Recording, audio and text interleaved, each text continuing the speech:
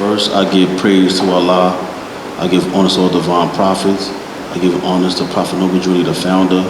I give honors to the reincarnated prophet, John Gibbons L. I give honors to Grand Richard Dingle L, Prophet Noble Jr. in the third form. I give honors to Grand Timothy Dingle L, hyphen Noble Jew Ali. I greet you in the good words of peace, Islam. Islam. You may be seated.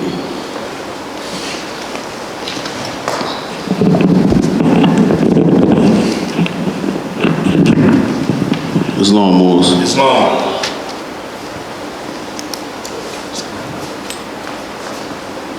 Again, that was a real good demonstration, very detailed information on the Melungeons and Abraham Lincoln.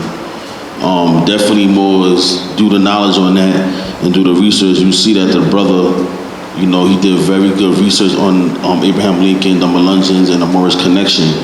So, and it's not no coincidence that we deal with Abraham Lincoln. So you got to ask yourself, did Abraham Lincoln have another motive when it came to freeing the slaves? Islam. You got to ask yourself that question. Islam? Islam.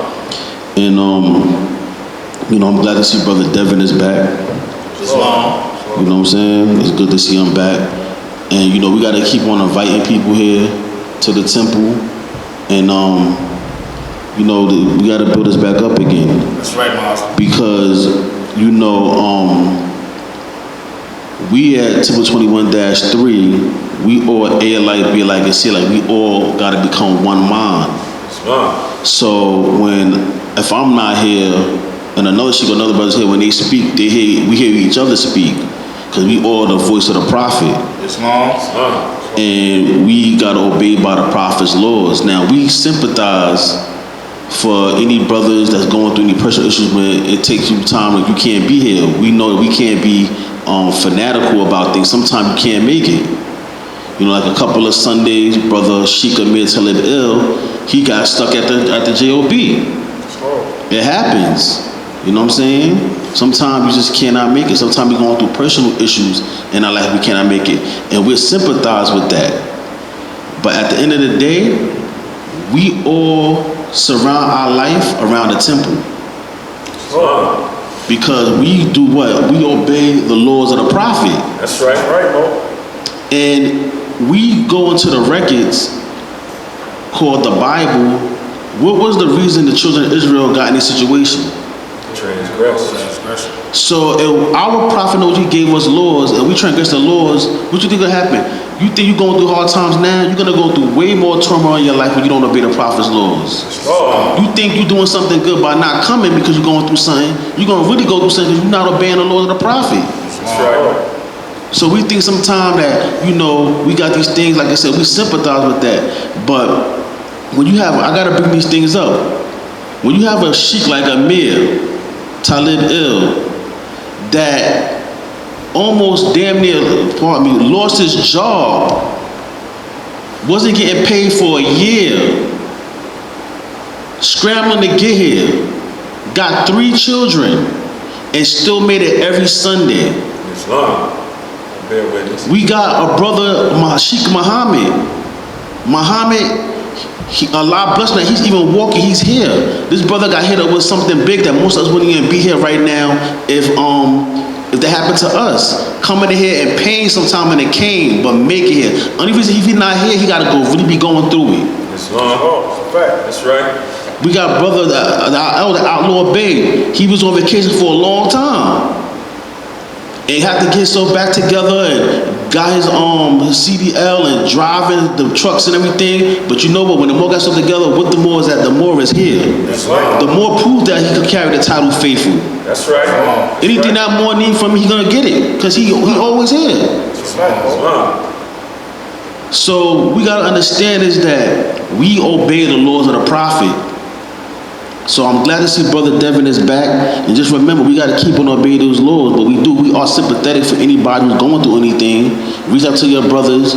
We here to assist always. That's right. But we got to surround our life around the temple.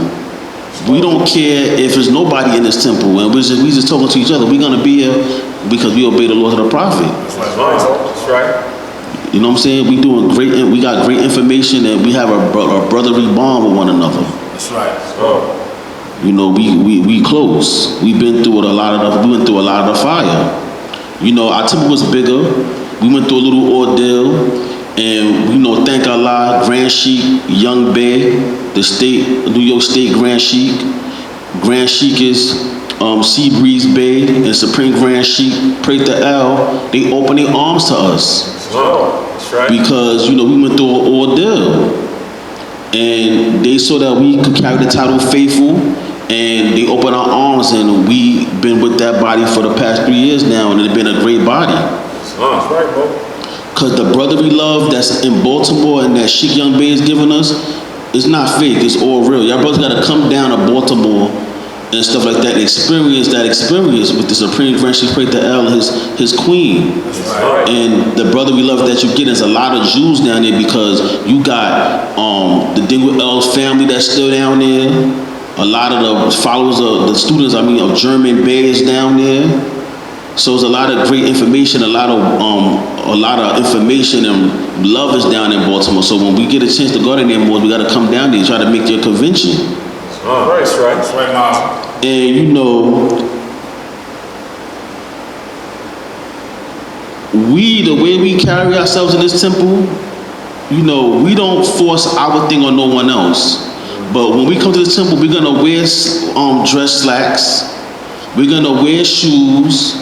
We're gonna wear our white lab coats. You know, because we are ready to deal with Moorish business. And right now, if the mayor said, you know what, I need y'all Moors to come down to City Hall, we don't have to worry about going home and changing because we prepared. That's why we don't come to the temple with sneakers on. We don't come do business like that. We come prepared, business attire, or we wear our Moorish garb. We ready at any time because we are government men. That's and right. You know, a couple of years ago, me and Sheik Amir was dealing heavy with the government. We got to get back on that page again. That's right. So we're gonna wear business attire. You know, we don't wear earrings here. That's just what we do. And we in accord with the Nazarenes, going back to ancient times. So you'll see us, we're gonna have facial hair according to the Levitical law. We could find that in the biblical record. We could find that also in the big Quran. We could go into the Moorish Quran. You're dealing with the Nazarene degree. Because you know when you see us in Temple 21:3, you're gonna see us. You're gonna be like, them brothers, they move alike. That's right. When you see the other gonna say, oh, them Moors move alike. So when I'm not here, I could hear the Moors speak or do a demonstration, and I know that's the same thing I would say. And I gotta do research in what Sheik Ahmed bring out. I gotta do research on what Sheik Sadiq bring out, or any other brothers that's in the temple. You know, brother Outlaw Bey, brother Jeff, brother, you know, any of the brothers. Whatever information we exchange with each other, we do the research one another, so we can always support and back each other information. Because, like I said, we gotta be one mind here. It's long. It's long. It's long. So now we're gonna get into a topic. Let me get the resurrection. And last week, or the other week, I said divine pamphlet number 1 and divine pamphlet number 2, but I ended up holding up the questionnaire, and I was wrong. I made a mistake. I put the hold up the Moorish Quran, which is divine pamphlet number 1, and the resurrection is divine pamphlet number 2. So I just want to make that clear. Now we're gonna get into a topic that, you know, some Moors don't want to touch. And that is about the Moabites. Because a lot of us want to run away from being called Moabites because of the biblical account. So when I was younger, you know, when I was like 13, 14, and I came into the Moorish Temple of America, and I kept seeing the term Moabite being used, I could not understand why would a prophet call us this Moabite term, because I'm familiar with the biblical record, and I always knew that the Moabites was not the picture in the biblical record in a good light. So I'm like, yo, why would he call us the Moabites? And, you know, I would just take bits and pieces of the prophet was really teaching at that time, because I was still trying to hold on to the word black to a degree. So I would like take a little bit what I want to take, and then somehow leave there, and I was riding the fence with Prophet Noah's Judy teachings. Put it like that, because I came from the nation of Islam, nation of God. So I'm still trying to hold some of those teachings and try to mix it in with the Prophet. And then I had to do my research on why did the Prophet call us Moabites. This long? But when you read Divine Pamphlet number 2, the resurrection, it gives you a good explanation of why we were referred to as Moabites, the history of the Moabites. So when I studied the resurrection book, Divine Pamphlet number 2, I did my research on the Moabites to add on to Divine Pamphlet number 2, which is the resurrection. And that's why I always recommend y'all Moors is to read the resurrection. That's right. It's long? It's long. So we're going to go to page 112. You was already there? Wow, see, man, this Moor is on point. You could start reading, I'll tell you when not to.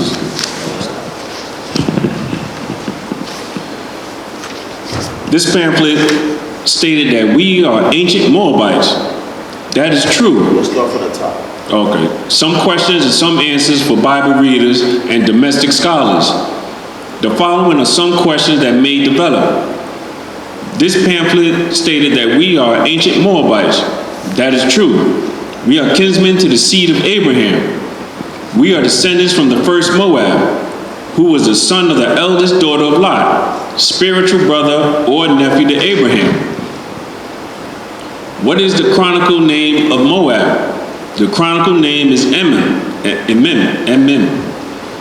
Why was the Moabites forbidden to enter into the assembly of the Lord?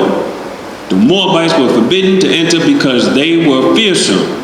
They were not averse from doing a deal with kinsmen and selling them the bread and water they needed on their journey.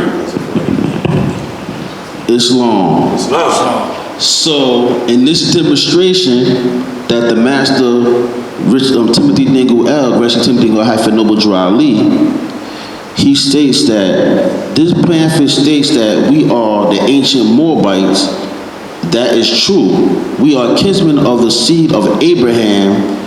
We are descendants from the first Moab, who was the first son and the eldest daughter of Lot. Now, in the biblical record, we read that how did the Moabites come about? When you take the biblical record on face value. Oh, slept with his daughters. Incest. Incest. But, when we did the knowledge and the research on the Moabites, we understand that the term daughter doesn't necessarily mean a physical daughter. That's right. That the term daughter could mean someone that's a part of the tribe or your community.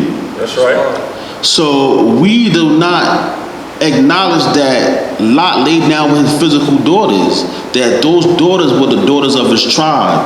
It's long. Or the daughters of his community. Like when you read the Bible, they say the daughters of Zion. So the term daughters don't always necessarily mean a physical daughter. So we do not acknowledge that, first of all, that Lot laid down with his physical daughters. And the Big Quran of Mecca does not acknowledge that. It's long? So this is what a little bit I wrote about the Moabites. The Moabites had been driven back from the West Jordan territory. There apparently ensued a period of peace between the Moabites and the Israelite tribes on the east side of the Jordan for at least 2 generations. There were no clashes between the Moabites and the Israelites. Neighbors, give me Judges chapter 3, verse 12 and 14. And let me get Judges chapter 3, verse 28 to 29. So at this period, the Moabites and the Israelites had peace with each other for a period of time. Muhammad the Conqueror, boy. He just walked in the door, he already got the sword out for me. Judges 3:19. That's what you do? What's the other one? 81 to 28. Yeah, Judges 3:20-29. It's long. Judges 3:12 to 14. It's long. Islam. Judges chapter 3, verse 12. It's long. And children of Israel did evil again in the sight of the Lord, and the Lord strengthened Eglon, the king of Moab, against Israel, because they had done evil in the sight of the Lord. And he gathered unto him the children of Ammon and Amalek, and went and smote Israel, and possessed the city of palm trees. So the children of Israel served Eglon, the king of Moab, 18 years. It's long. It's long. Judges 3, verses 28 and 29. And he said unto them, follow after me, for the Lord hath delivered your enemies, the Moabites, into your hands. And they went down after him, and took the fords of Jordan towards Moab, and suffered not a man to pass over. And they slew of Moab at that time about 10,000 men, all lustry and all men of valor, and there escaped not a man. It's fun. So we see that the Moabites and Israelites had peace for a minute, a little while, then they started, basically going at each other. David had built up, and which had been sustained by Solomon, still exists in all its splendor. The subordinate nations did not try to reign their independence towards the end of Solomon's reign. However, the Edomites began to differ in the authority. Solomon and even Egypt granted asylum to Jeroboam. Death after Solomon created opportunity for all the nations to throw off their yokes of Israel. The Moabites were tributed to the kingdom of Israel. So give me 1 Kings chapter 14, verse 25 to 28. And give me 1 Kings chapter 11, give me 1 Kings chapter 11, verse 23 to 25. So this is saying that the children of Israel, that the Moabites was not subordinate to the children of Israel, and that they gave asylum to Jeroboam, death after Solomon.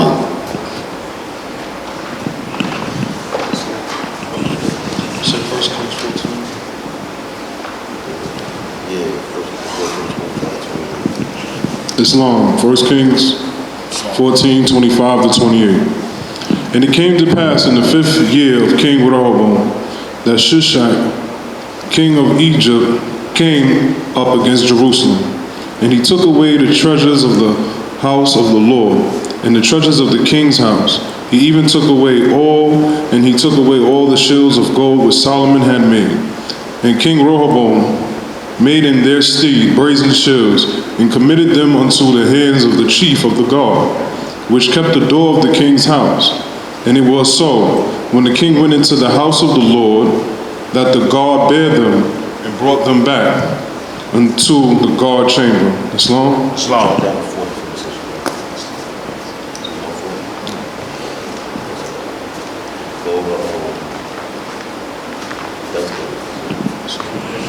It's in another chapter.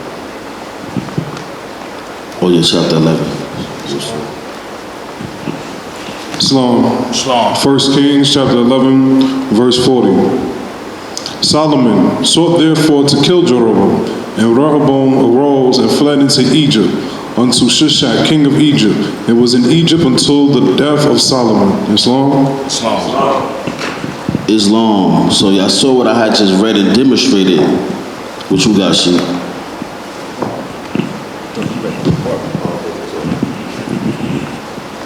So here again, so I could give you a clear understanding, David had built up, and which had been sustained by Solomon, still exists in all its splendor.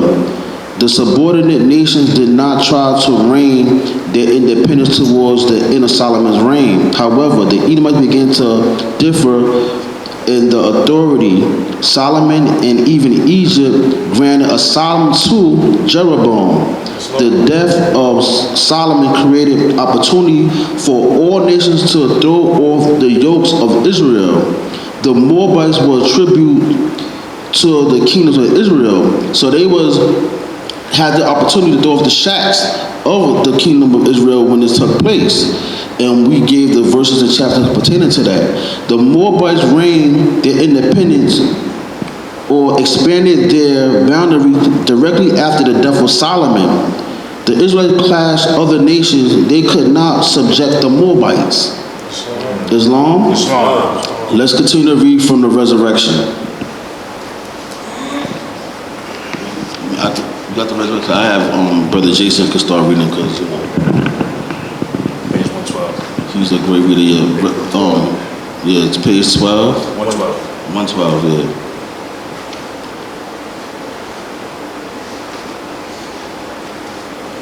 And we at 4. 4.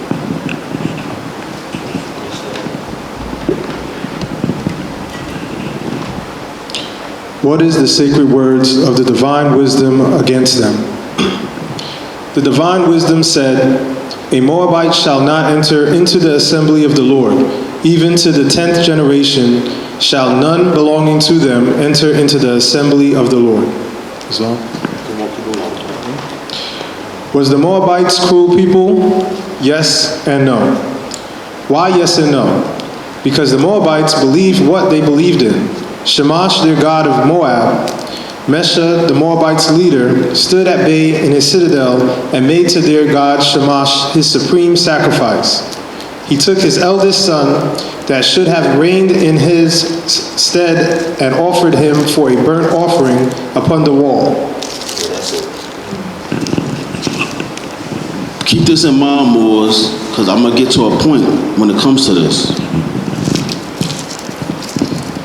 When it comes to the Moabite and doing human sacrifice, give me Genesis chapter 19, verse 30 to 38.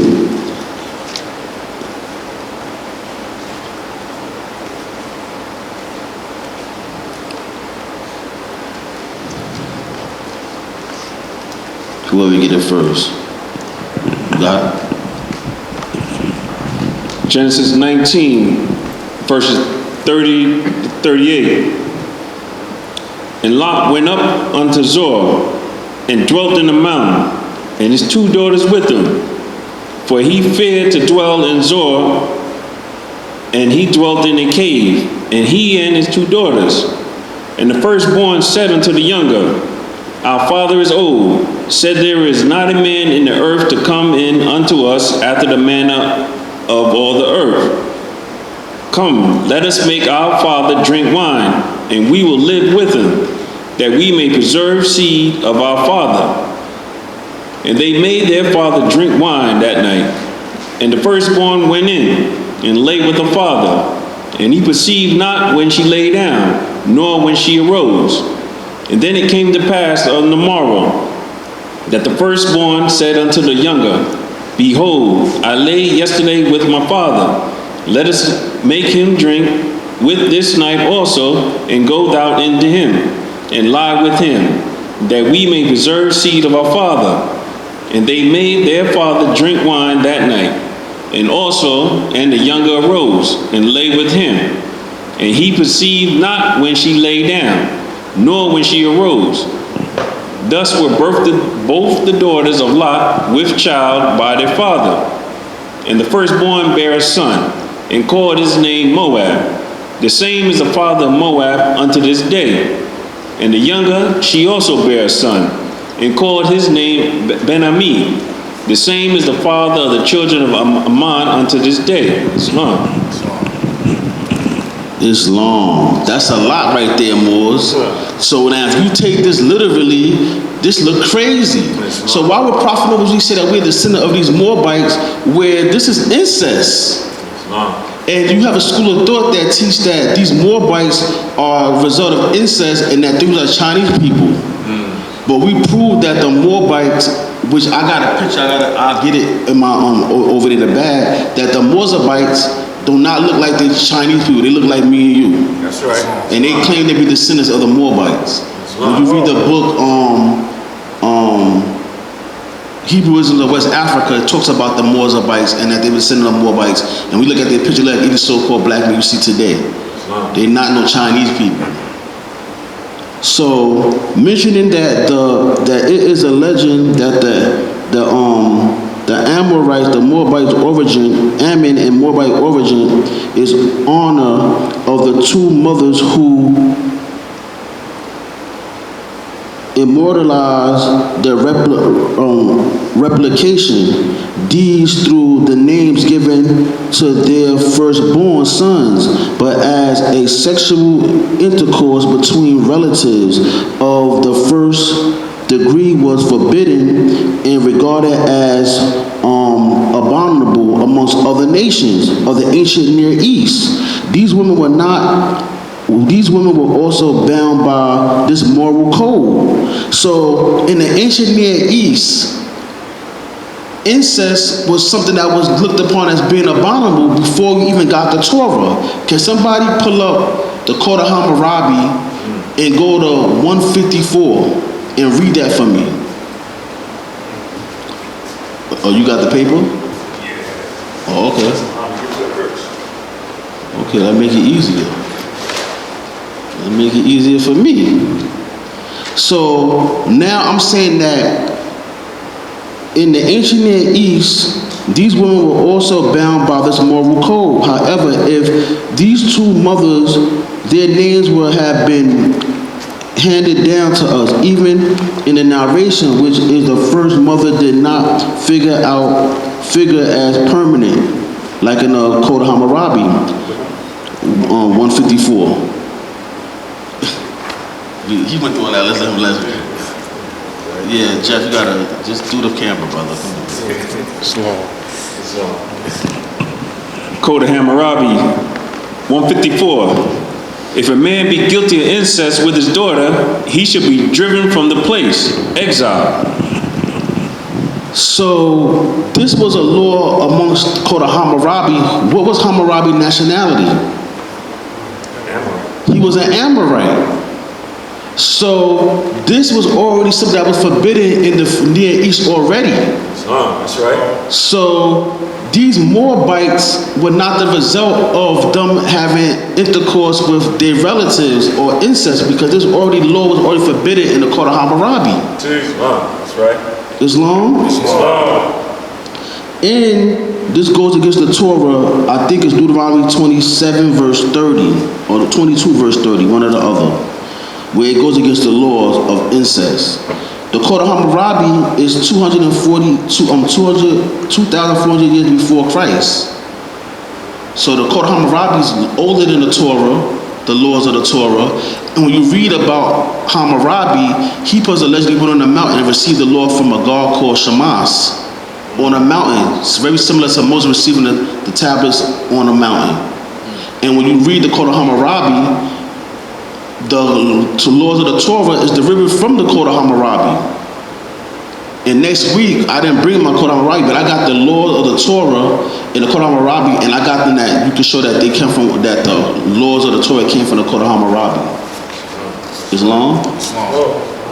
Anybody got the Deuteronomy for me? I think it's 22 verse 30. Got it?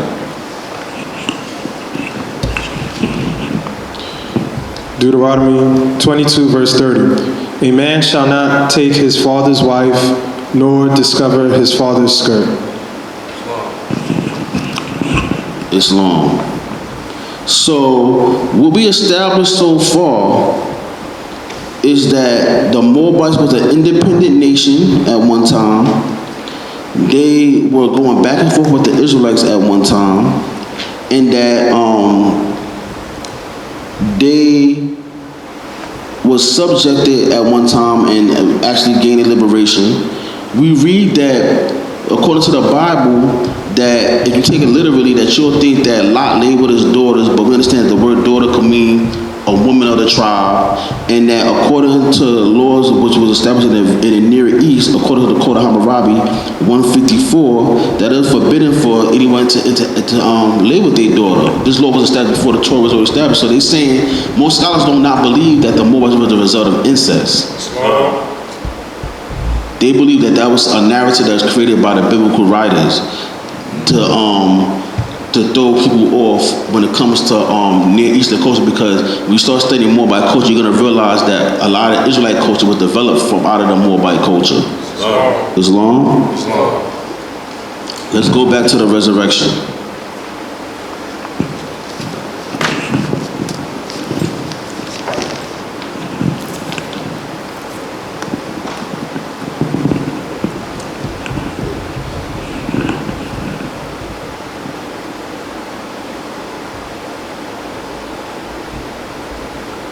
Page 12. We're on the same page. 112, we stand in that page. 7. We're up to 7. Abraham believed in the true and living God. The living God told Abraham to offer up his only son for sacrifice. If Abraham had sacrificed his son, would you call him and his people cruel? Stop 1 second. Now, If he did that, would you call his people cruel? But what did it state before that when it came to the Moabites? Let's start at 5 again and go back down. Was the Moabites cruel people? Yes and no. Why yes and no? Because the Moabites believed what they believed in, Shamash, their god of Moab.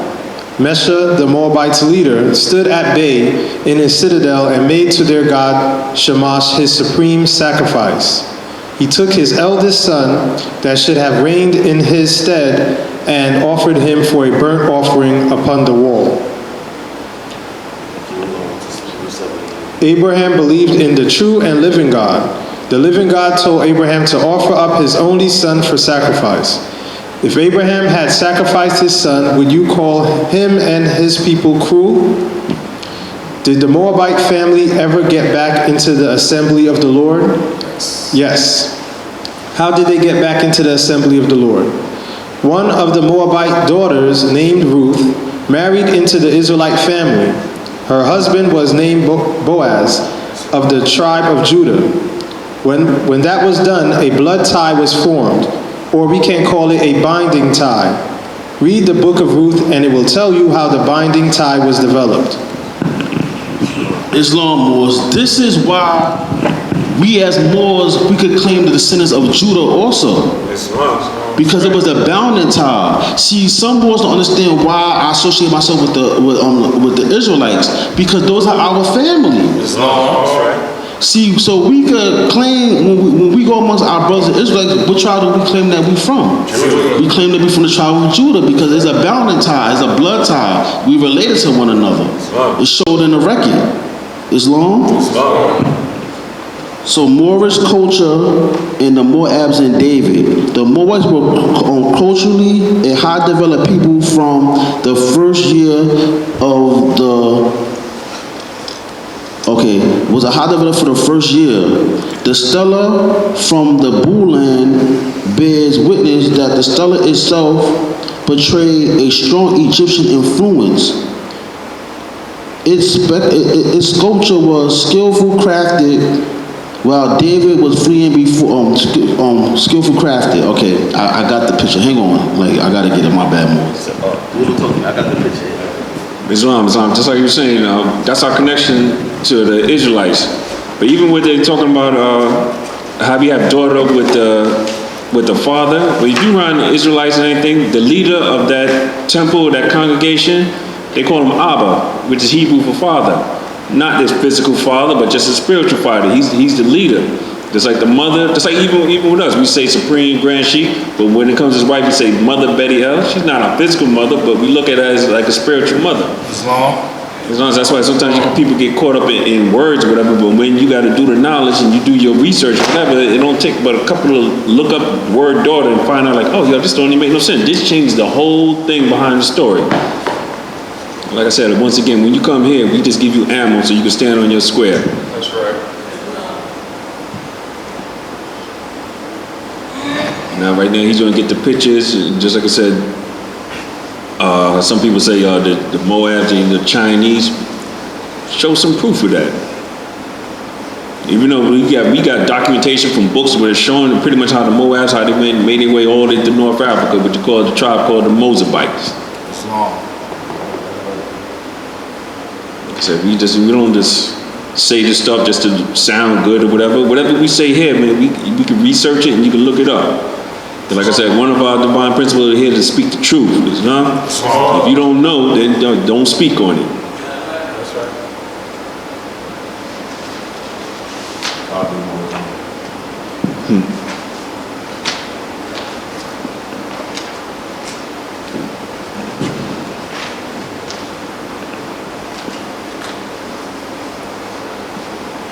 It's wrong. So right now, give him a little bit. Man got so much information over there, man. He got to skim through all this information and get this picture. That's how you know that more prepared, man. He's ready for whatever. Got all that ammo sitting over there.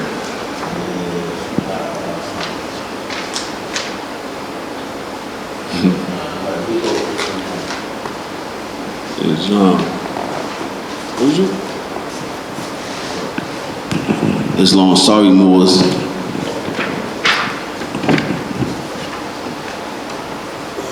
So, this is a picture of the Moabite warrior.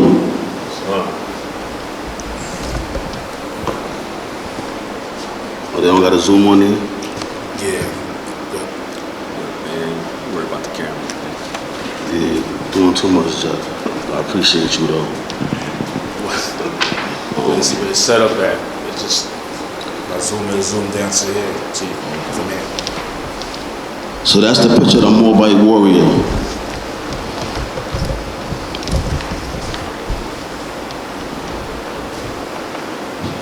Let me get, no, I'm not, we could go to, you could read 2 Kings 5 and 3, but we're not gonna do that right now.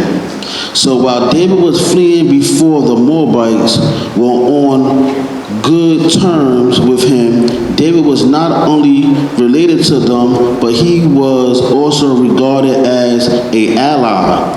So here we read that David was related to them. Was David related to the Moabites? How was David related to the Moabites?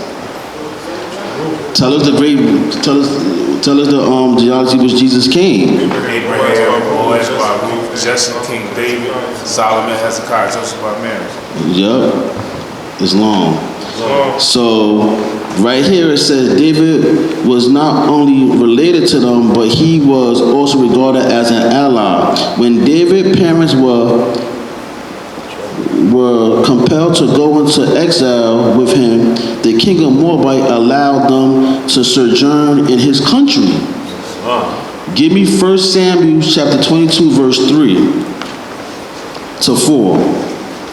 So when David had a problem, they allowed his mother to sojourn to their territory, the Moabites. Why? Because they had a blood tie. They were blood related to one another. Islam? Islam, 1 Samuel 22, verse 3 and 4. And David went thence to Mizpah of Moab, and he said unto the king of Moab, Let my father and my mother, I pray thee, come forth and be with you, till I know what God will do for me. And he brought them before the king of Moab, and they dwelt with him all the while that David was in the hold. Islam. So, if the Moabites are such much enemies of the Israelites, and David is a king of Israel, would you trust your mom and your father to stay with with somebody you got problems with? Nope. That's like, I always use the analogy, but like if you a gang member and you a Crip, and you got beef with Bloods, you gonna have your mom stay with the Bloods? Nope. So David, he allowed his parents to stay with the Moabites because they had a blood tie, blood relation to one another. When David had to depart from the land of Moabite, until David went to live in Hebron as a king of Judah, when the power of Saul crumbled on account of the revolt, as soon as David was crowned king of Judah, the Moabites changed their attitude towards him. He became a professed enemy of the nation.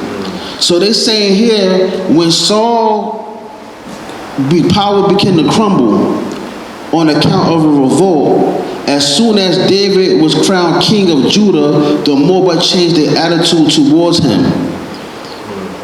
He had professed the enemies of the nation. So they were cool with him to a period of time. They allowed him to have his parents to go there for a safe journey. But when Saul power crumbled and he became king, the Moabites' attitude began to change towards David. Islam? Give me 1 Samuel chapter 14, verse 47, and 2 Samuel chapter 8, verse 2. 2 Samuel 1 Samuel chapter 14, verse 47, and 2 Samuel chapter 8, verse 2. He got the first one, so you can get the second. Yeah. 2 Samuel chapter 8, verse 2. 1 Samuel chapter 14, verse 47. So Saul took the kingdom over Israel and fought against all his enemies on every side, against Moab, and against the children of Ammon, and against Edom, and against the kings of Zobah, and against the Philistines. And whithersoever he turned himself, he vexed them. So the Moabites, Saul and them is warring one another.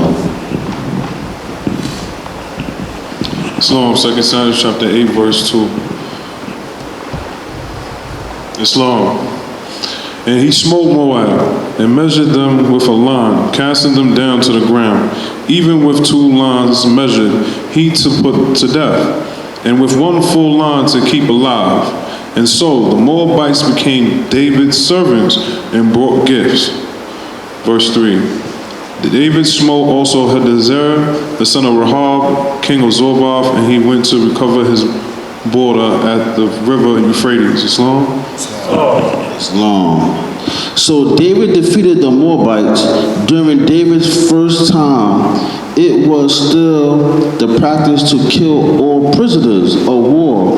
When a third part was spared by David, there was a gesture of mercy. Why would David spare the third part?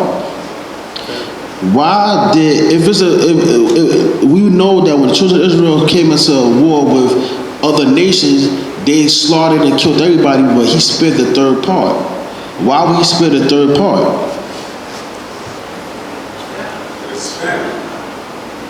There you go, Brother Outlaw Bey. Because that was his family. He spared his family because, why? They spared his family. So when he went to war against the Moabites, the ones that was his blood relatives, he spared them. Islam? Mercy between the nations to which he was related and among whom his parents resided. The Moabites were subjected to David and brought him tribute. So that's why he spared them. Islam? Let's go back to the resurrection.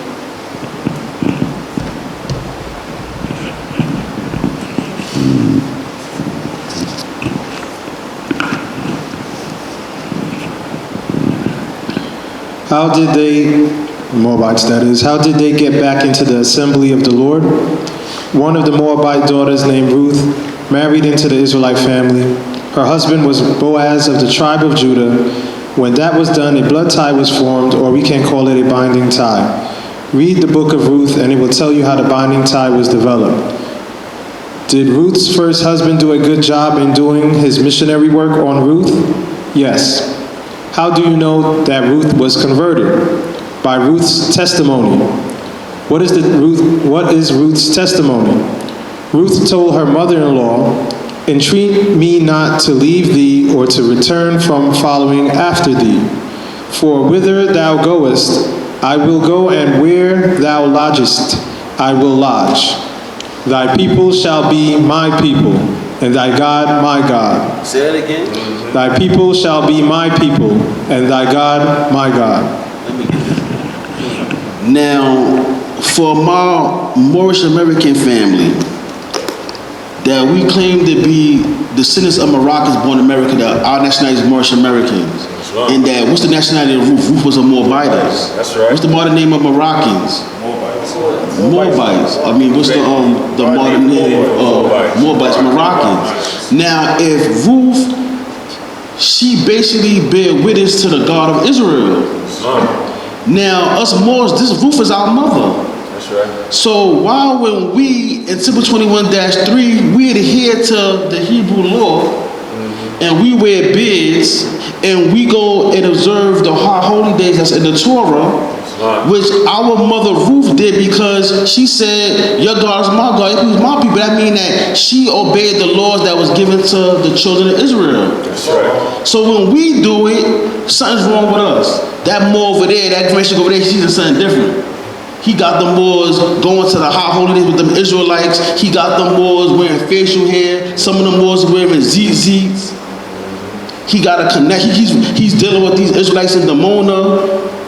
But your mother Ruth just said, "Your God is my God and your people is my people." That means she adhered to the laws that came to the children of Israel according to the narrative. So what are we doing wrong? But people want to talk. Act like I'm making up something different. No, you know what I do? I go into the history of the people and I study the culture of the people, and what I do, I implement that culture to us. I don't put no sword on nobody's neck. I'm sure and prove to you this is what our ancestors was doing. That's right. So we're gonna take on some of these laws and customs and adapt to what we're doing. So when you say you're gonna see them ancient Moabites, That's right. you're gonna see those who are descendants from the tribe of Judah. That's right. That's why I'm able to have a connection with my brothers from the Israelite, the brothers from the Hebrew Israelites, because I can show that us Moors, we have a bonding tie. That's right. That we won. Moors be like, "How you doing that? Because you know what the problem is with a lot of our Moorish brothers? They in a cloud somewhere. They in the ethers. They talk about going to Mars and all the sorts of stuff. And you know, Israel is ISIS, Ra, and El. Like, this stuff is not going to be practical when you want to deal with our people who's in that school of thought. You got to show how that us Moors and them, we have a connection. It's relative to one another. And you can show that through the Moorish Quran, when Jesus called the Nazarene, and going to the teaching of the Nazarene, how they study the Torah, and that if Jesus was a Nazarene, we should study the Nazarene degree. That's right. That's how we able to show and prove that we are one family. Islam? Let's continue.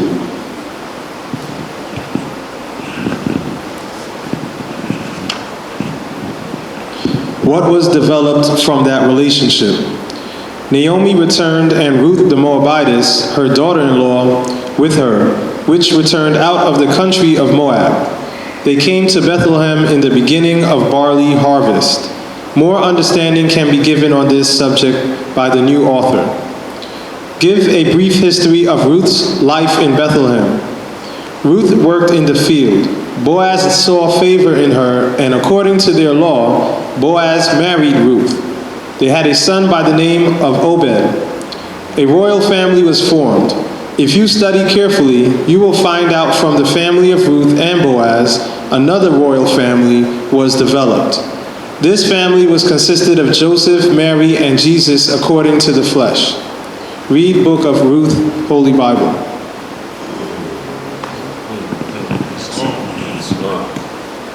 This is what it is, Moors. We got the royal bloodline. That's right. We got the royal family. We are the royal family. Let's go, because we're gonna get to a point, because I gotta get the sheet.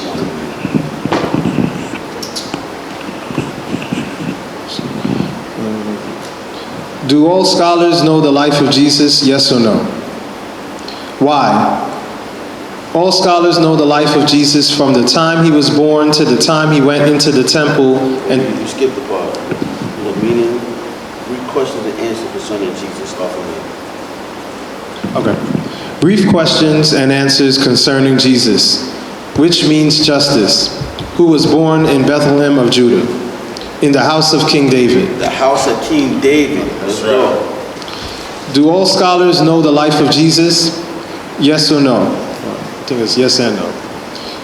Why? All scholars know the life of Jesus from the time he was born to the time he went into the temple and disputed with the doctors of the law. He was found by his mother and went home and worked with his father as a carpenter. There are some missing years about Jesus' life not written in the Holy Bible. What are the missing years about Jesus' life? The missing years are 18 years. When Jesus went home with his mother, he was 12 years old. He learned the carpenter's trade from his earthly father. When you learn about Jesus again in the Bible, Jesus was 30 years old when John the Baptist identified him. Read John 1st chapter 26 and 27 verses. It's long. So now we see it talks about King David. Now we read about King David, how he was descendant of the Moabites, that when he had problems, he seek refuge amongst the Moabites for his parents. And when he became king, him and the Moabites had problems with each other. He slew the Moabites, but he kept a third of the Moabites because that was his relatives that gave his family safety when he needed it. It's long. The Moabite sacrifice. Give me Numbers 23 and 1.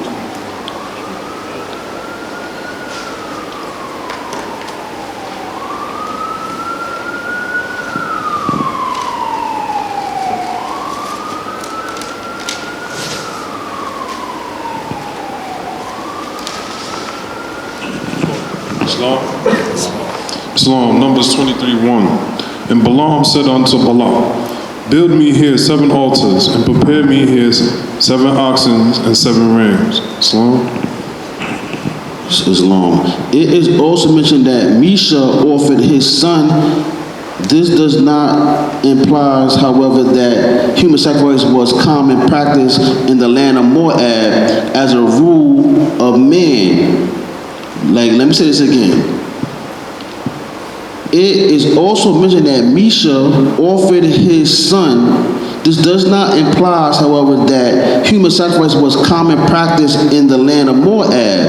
As a rule, man brought his best as a sacrifice to his God. By sacrificing his firstborn, Misha gave his very best to Shamash. So what we read in the resurrection, divine pamphlet number 2, when we go to number 6, why? Yes and no. Because the Moabites believe that the Moabites believe what they believe in. Shamash, their god of Moab, Misha, the Moabites leader, stood at the bay and made their god Shamash the supreme sacrifice. He took his eldest son that should be reigning in the seat of offered him for the burnt offering upon the wall. But when we read here, it says, it is also mentioned that Misha offered his son. This does not imply, however, that human sacrifice was common practice in the land of Moab. As a rule, man brought his best as a sacrifice to his God. By sacrificing his firstborn, Misha gave his very best to the Moabite deity. So this wasn't a common practice among the Moabites. But at the time, they wanted you to offer your best, and he felt that that was the best, was his son. What was the same thing that Abraham was doing when he offered his son? And what son was that? What son Abraham offered? Nah, come on, man. I taught y'all. That's that Sunni Muslim stuff. It's Isaiah. Isaac. Yeah, because in the Quran, it does not mention the name. And if the Quran says that the Torah is a book that we must follow, in the Torah, the name is mentioned of the child who was being offered, and that was Isaac. I'm going to go through that degree again. Because it's rare for us to be Muslim, but we recognize Isaac as the one that was being going to be sacrificed and not Ishmael. But we're going to get into that again, because we got to be one mind, right? Yes, Lord. Give me Genesis chapter 22, verse 2 to 19. Somebody give me Deuteronomy 12 to 31. And somebody give me the Holy Quran of Mecca, chapter 17, verse 31. So I can end with this. Genesis 22, 2 to 19. Yeah, give me Deuteronomy 12 to 31. You give me the big Quran, 1:17. It's long. Genesis 22, 2 to 19. And he said, take now thy son, thy only son Isaac. What? And he said, take now thy son, thine only son Isaac, whom thou lovest, and get thee in the land of Moriah, and offer him there for a burnt offering upon one of the mountains which I will tell thee of. And Abraham rose up early in the morning, and saddled his ass, and took 2 of his young men with him, and Isaac his son, and clave the wood for the burnt offering, and rose up, and went unto the place of which God had told him. Then on the 3rd day Abraham lifted up his eyes, and saw a place afar off. 5. And Abraham said unto his young men, abide ye here with the ass, and the lad will go yonder and worship, and come again to you. And Abraham took the wood and the burnt offering, and laid it upon Isaac his son. And he took the fire in his hand, and a knife, and they went both of them together. And Isaac spake unto Abraham his father, and said, my father. And he said, here I am, my son. And he said, behold the fire and the wood, but where is the lamb for the burnt offering? Verse 8, and Abraham said, my son, God will provide himself a lamb for a burnt offering. So they went both of them together. And then came to the place which God had told him of. And Abraham built an altar there, and laid the wood in order, and bound Isaac his son, and laid him on the altar upon the wood. Verse 10, and Abraham stretched forth his hand, and took the knife to slay his son. And the angel of the Lord called on to him out of heaven, and said, Abraham, Abraham. And he said, here I am. And he said, lay not thine hand upon the lad, neither do thou anything unto him. For now I know that thou fearest God, seeing thou hast not withheld thy son, thy only son, from me. It's long. He said, thy only son. Was Ishmael born before Isaac? So how was he his only son? Because he was the only son that was in the house, because at that time, Hagar and Ishmael was already kicked out. That's what he says, thy only son. What does the master, Timothy Dingle L. Grant, she says in the resurrection? He says, Abraham believed in the true and living God. The living God told Abraham to offer up his only son for sacrifice. If Abraham had sacrificed his only son, would he be called, would you call him and his people cruel? Because it's the same thing you want to say about the Moabites. But we read here that this was a common practice amongst the Moabites. It was a common practice to sacrifice your best. And at this time, this king felt that the best for him was his son. But this was something that, if Abraham would have did it, would he be considered cruel? But this wasn't a common practice amongst the Moabites. Islam? That's good, Mo. You got that. Deuteronomy chapter 12, verse 31. Thou shalt not do so unto the Lord thy God, for every abomination to the Lord, which he hateth, have they done unto their gods. For even their sons and their daughters they have burnt in the fire to their gods. It's long. Go to 18, chapter 18, verse 10.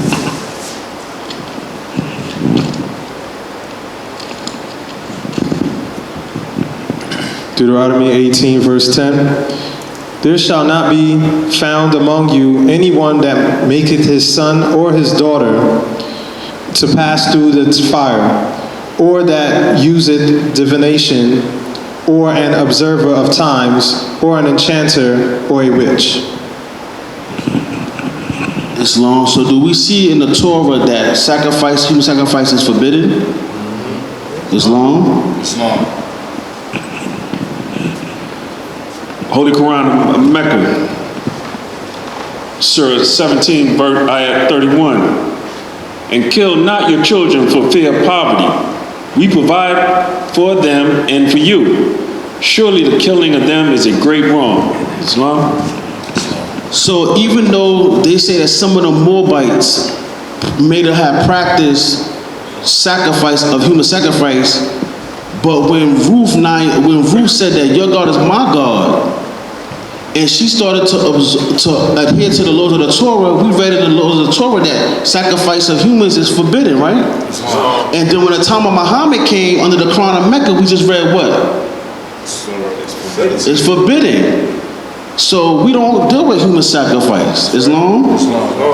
And I'm going to show a picture. Yeah, exactly. The Moorish Quran said that we are the sacrifice. We give our life to humanity for living the fall of humanity. Now, this is the picture of the Moabites, who are descendants of the Moabites. Do they look Chinese? And these are Muslims. And if they're under the Quran of Mecca, are they sacrificing human beings? Because we just read what? That's a forbidden against the law, right? Islam. Here's another picture of the Moabites, who's descendant of the Moabites.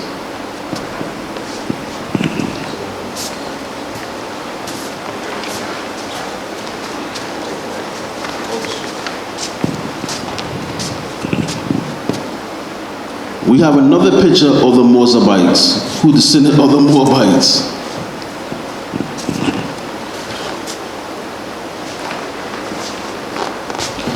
These are not Europeans. I mean, these are Chinese people. These are Asiatics, original people, Moors. Islam? I'm trying to find where I got it written about them quick fast. If I could find it. Here we go.